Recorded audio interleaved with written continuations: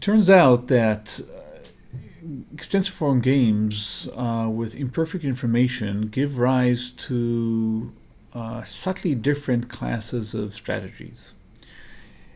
And in particular, one can make a distinction between behavioral and mixed strategies. And they're fundamentally very simple to explain. A mixed strategy is what is defined in a completely standard way.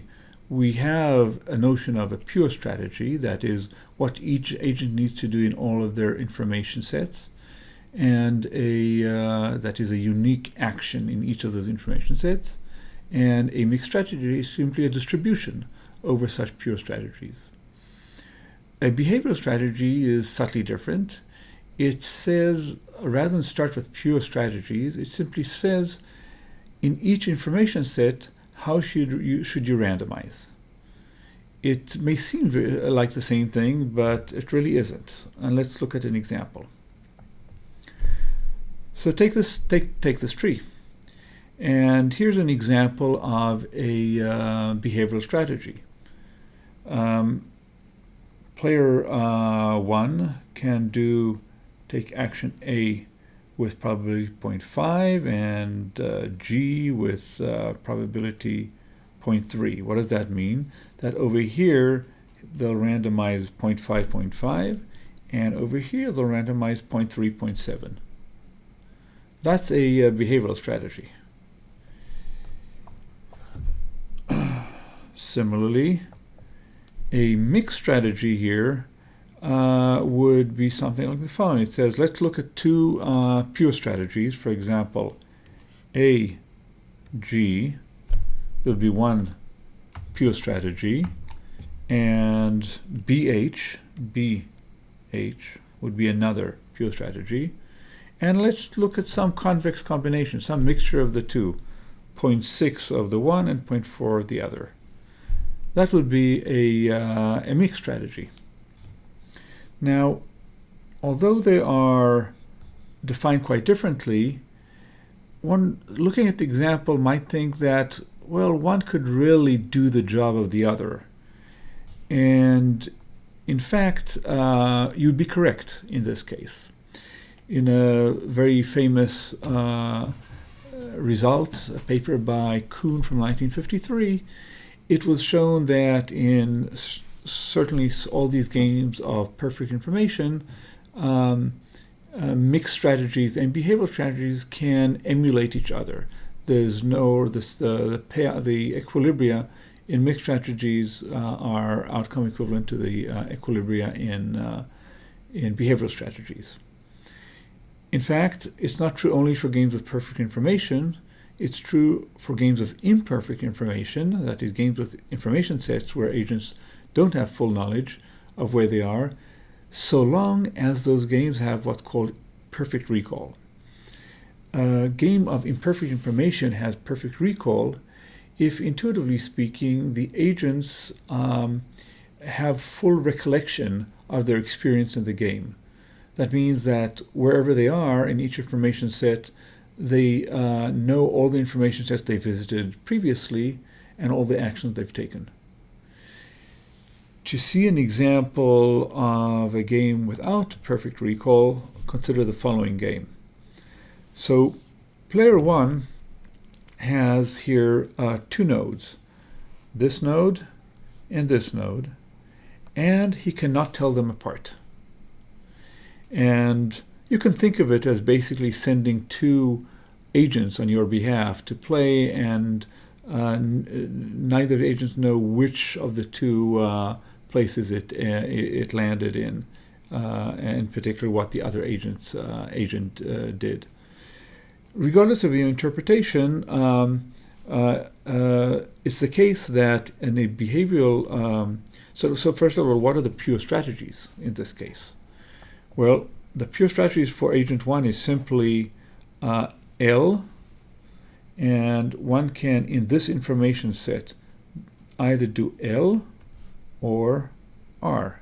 So you'd either do L, which means you'd go here depending on where you were, or do R and go here depending on where you were. This is for agent 1. And for agent 2, there are again 2 pure strategies. So what would be a mixed strategy equilibrium in this game? Well, that turns out to be fairly easy to analyze. And we start with the observation that player 2 has a dominant strategy. Play down. And so no matter what the other player does, player 2 is no worse off and in general better off by playing D rather than U. And so a best response for player 1 to player 2 playing D is playing R, because they would get a payoff of 2 rather than a payoff of 1 if they played L. And so LD is in fact an equilibrium in this game. Notice the sort of the ironic or disconcerting fact that you have a very high payoff that is actually not accessible under mixed strategies. And that will be a hint about what's going to happen with pure strategy, with behavioral strategies. So what would an equilibrium in behavioral strategies look like here? Well, to start with, note that nothing has changed for player 2. They still have a dominant strategy of D, and let's assume they play that. What about player 1? No, player 1 has the opportunity to randomize afresh every time they find themselves in this information set. So let's assume they randomize somehow going left with probability P and right with probability 1 minus P. Assuming player 2 plays D, what is their expected payoff given the parameter P? Well, with probability P times P, they will end up here and get a payoff of 1. So that's P squared times 1. With probability P times 1 minus P, they will end up here and get a payoff of 100. So that's 100 times P times 1 minus P. With probability 1 minus P times 1, they will end up, because player 2 is not randomizing here, with probability 1 minus P, they will end up here and get a payoff of 2. That's 2 times 1 minus P. So this is their overall payoff, assuming they randomize P, and we simplify it to this expression. And we simply look at the maximum here of this this equation, and the maximum is arrived at this value. So with probability slightly less than half, they go left, and slightly more than half, they go right. That is player 1. And so we end up with this equilibrium where the player 1 randomizes this way and player 2 plays down with probability 1. So we see that the equilibria with behavioral strategies is when we have imperfect recall, as we have here, can be dramatically different than the equilibria with mixed strategies.